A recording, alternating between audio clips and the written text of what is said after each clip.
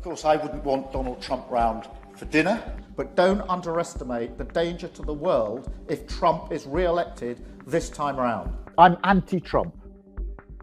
I would like to send my warmest congratulations to President Trump on his inauguration as the... You have a man from Europe, I don't know if he's here, I saw him backstage. What he did was, and what he is doing is sort of what we did a few years ago. He's doing a great job. He's always been my friend for some reason. He liked me, I liked him, and he's shaking it up pretty good over there. He was the big winner of the last election in the UK, and he's a very spectacular man, very highly respected, Nigel Farage. I'm sure the Prime Minister and the whole House would wish to congratulate Donald Trump on his landslide victory last week. Is that Hold on. I will hear the question. Nigel. Thank you. But within a couple of days we'd learned of a third assassination attempt. Charges have been laid, and behind it are Iran's Revolutionary Guards.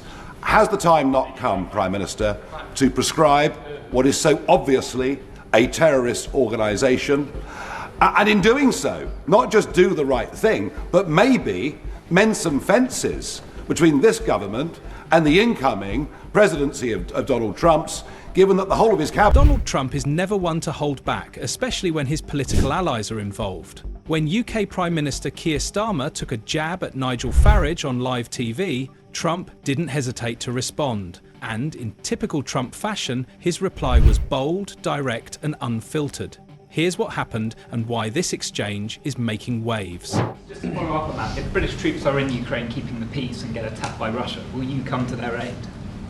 If the British people are in Ukraine and they get attacked. If British soldiers in Ukraine. You know, I've always found about the British, they don't need much help.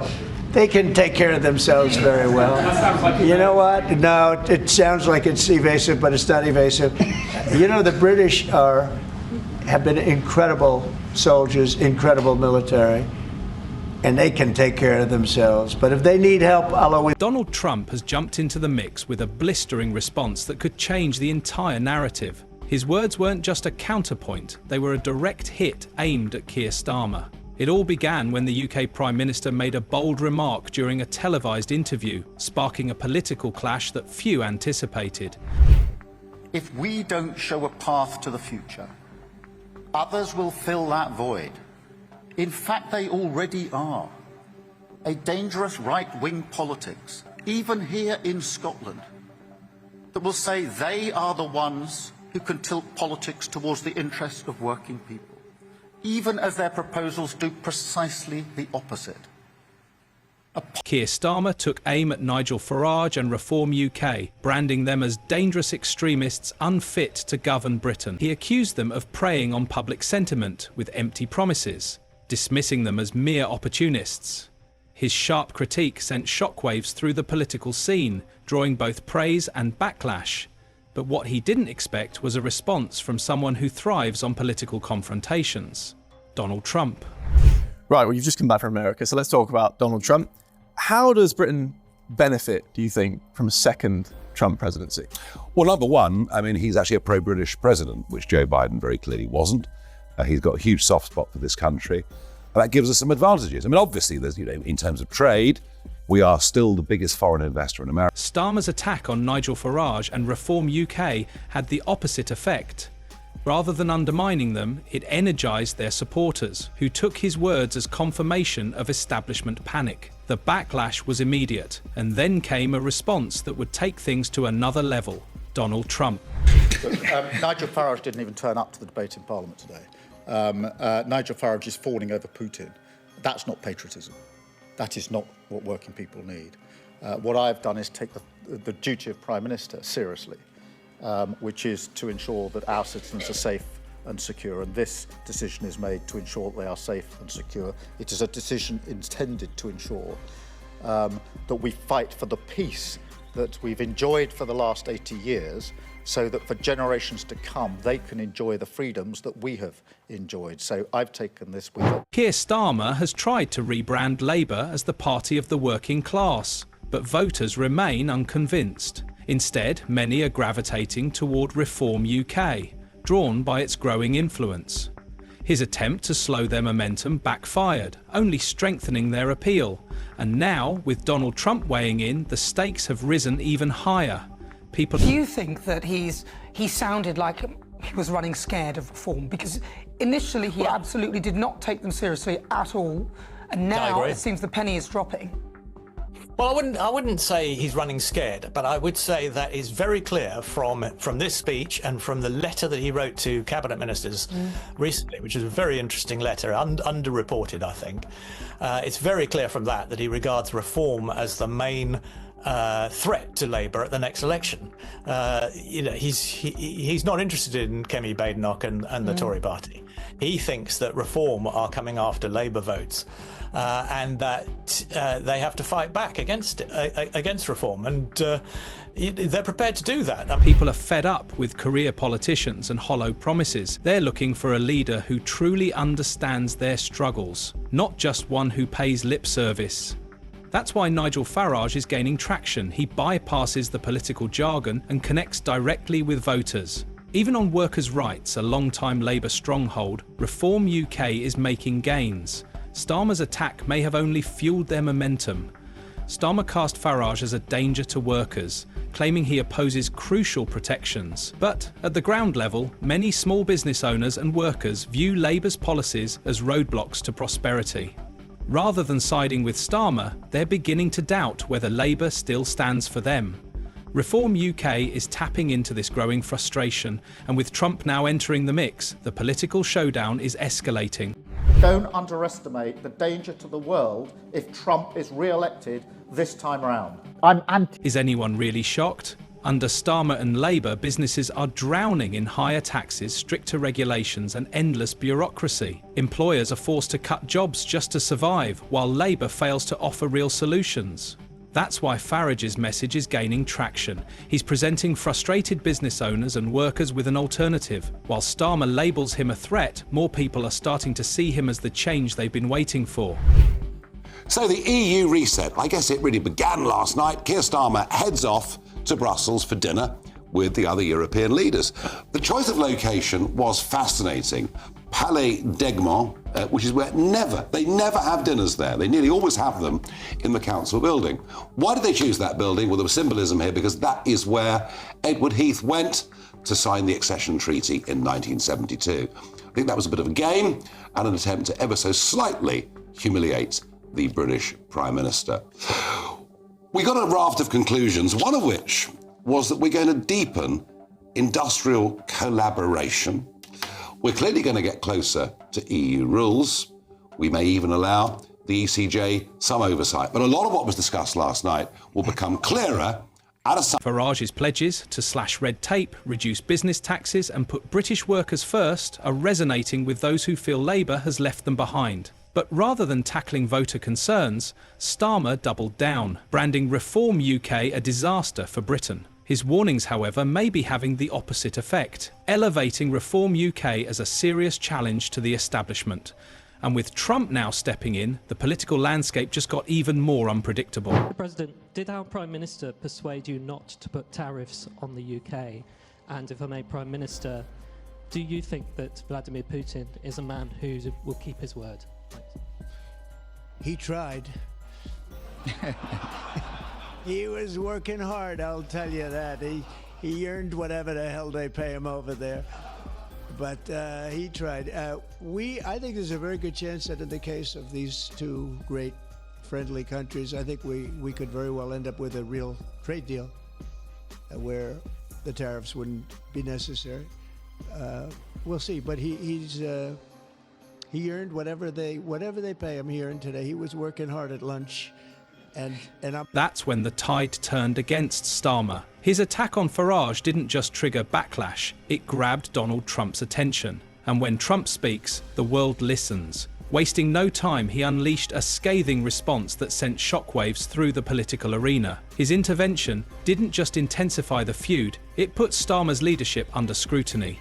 With Trump now rallying behind Farage, this political clash has escalated to an entirely new level. Donald Trump doesn't pull punches, and when he caught wind of Starmer's attack on Farage, he wasted no time responding. Labelling Starmer a weak leader disconnected from British struggles, Trump's remarks weren't just a defence of Farage, they were a direct shot at Labour. In a moment, a UK political clash turned into an international spectacle, with Trump once again commanding the spotlight. Trump didn't mince words, accusing Starmer of being part of a failing elite that has driven the UK into crisis. He placed the blame squarely on Labour, pointing to rising energy costs, unchecked immigration and policies that he claimed hurt working-class families. But this wasn't just a routine political jab. Trump's words have impact. His attack wasn't merely about defending Farage, it was a direct strike at Labour's leadership. And with his global influence, Trump has turned up the heat on an already intense political showdown.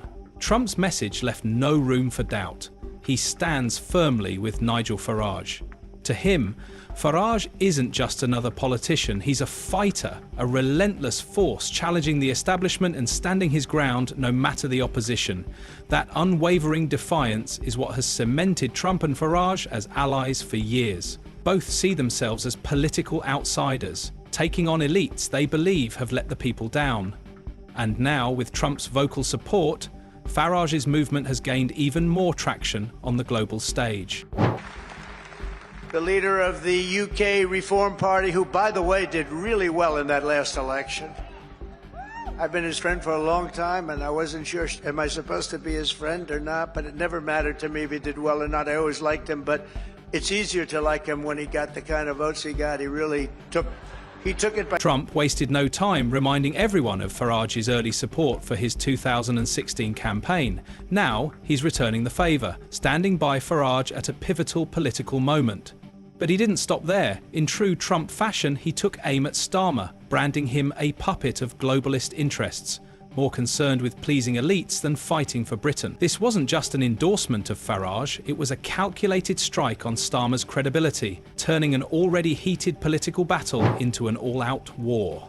Trump slammed Starmer for putting woke policies ahead of real solutions, accusing him of catering to Brussels instead of safeguarding British sovereignty. But this wasn't just political rhetoric, it hit home.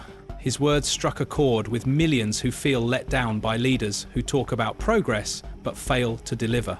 For those struggling with rising costs, immigration concerns and an out-of-touch elite, Trump's attack wasn't just about defending Farage, it became a rallying call for change. I got to say, 4 years ago, I was honoured to come to America to bring the Brexit message, the message that you can beat the establishment. And that is what Donald Trump did. He beat the pollsters, he beat the media, he beat all the predictions. And here's the worst bit, they've never forgiven him for it.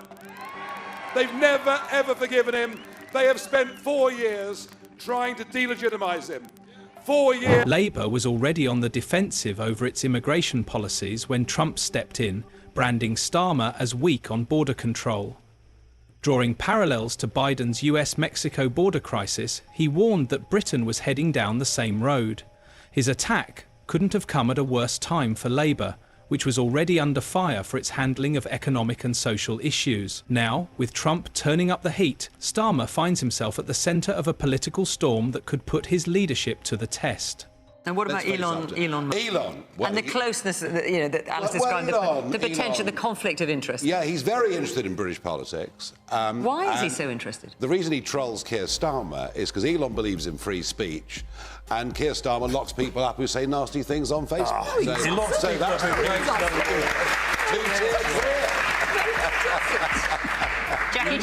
Jackie, do you just want to answer that? No, yeah. He doesn't. No, well, the justice system does.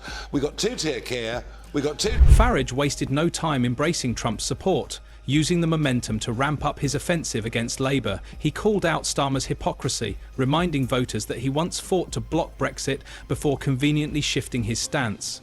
Positioning himself as the true champion of British independence, Farage painted the establishment as a failure. And now, with Trump in his corner, his message carries even greater force. This is no longer just a UK political battle, it's part of a global movement against the elites, with Farage leading the charge.